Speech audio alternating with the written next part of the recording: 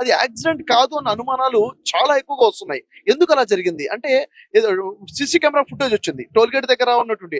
అప్పటికే ఆ బైక్ యొక్క హెడ్ లైట్ పగిలిపోయి ఉంది. అంటే అంతకుముందే అటాక్ ఏమైనా జరిగిందా? ఖచ్చితంగా అంతకుముందు ఉన్నటువంటి ఫుటేజ్ తీసి పరిశీలించాలి. కాకుండా అక్కడే చూసేసి అక్కడ ఏమి లేదు, ఏదో పడిపోయారు కాబట్టి యాక్సిడెంట్ అయిపోయింది, చనిపోయారని చెప్తే అంత నమ్మశక్యంగా లేనటువంటి విషయం అది. ఎందుకంటే ఆల్రెడీ చూసినట్లయితే, మీడియాలో చూసుకున్నట్లయితే చర్చలు జరుగుతున్నాయి. చాలా మంది హెచ్చరించి ఉన్నారు కూడాను. చాలా మంది హెచ్చరించి ఉన్నారు.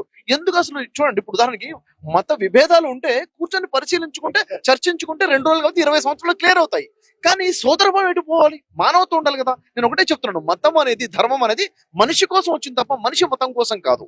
కాబట్టి మనుషులు బాగుండేది, కలిసిమెలిసి ఉండాలి. ఇప్పుడు ఈ దుర్ఘటన ఏదైతే జరిగిందో, నా మనసు అంటుంది ఏంటంటే, ఇది ఇది ఒక యాక్సిడెంట్ అయి ఉంటే ఎంత బాగుండు అన్న ఆలోచన లోపల నుంచి, ఇది గనక దుర్ఘటన అయి ఉంటే మాత్రం పబ్లిక్ ని మనం కంట్రోల్ చేయలేము. ఎందుకంటే ఇలాంటి సంఘటనలు, ఇది సౌత్ ఇండియా సార్, పీస్ఫుల్ గా ఉన్నాం మనం.